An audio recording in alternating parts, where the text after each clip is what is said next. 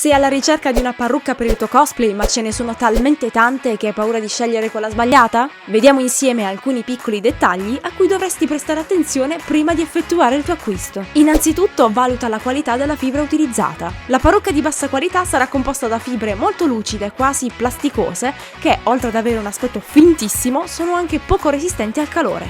In sostanza, con un po' di phon, rischiamo di sciogliere la nostra nuovissima parrucca. Per evitare tutto questo, prediligiamo parrucche in cane Kalon, una fibra sintetica, morbida, dall'aspetto naturale e a prova di piastre.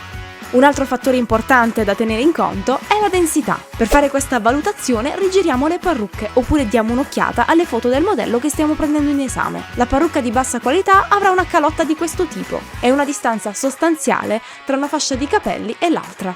Una parrucca di alta qualità presenterà una calotta con questi ricami e con una distanza ridotta tra un filare di capelli e l'altro. Altro fattore, il colore. Le parrucche più scarse avranno delle fibre di un unico colore piatto. Prediligi quelle che, pur mantenendo lo stesso colore, hanno delle fibre di varia tonalità. Questo renderà la parrucca molto più realistica. Tenendo d'occhio questi tre fattori, sono sicura che sarai in grado di fare degli acquisti molto più oculati d'ora in avanti. Non perderti i prossimi video cosplay o Secret. Lasciami un mi piace se il video ti è piaciuto e segui i miei canali social perché pubblicherò sicuramente altri trucchetti. Alla prossima, Rughino!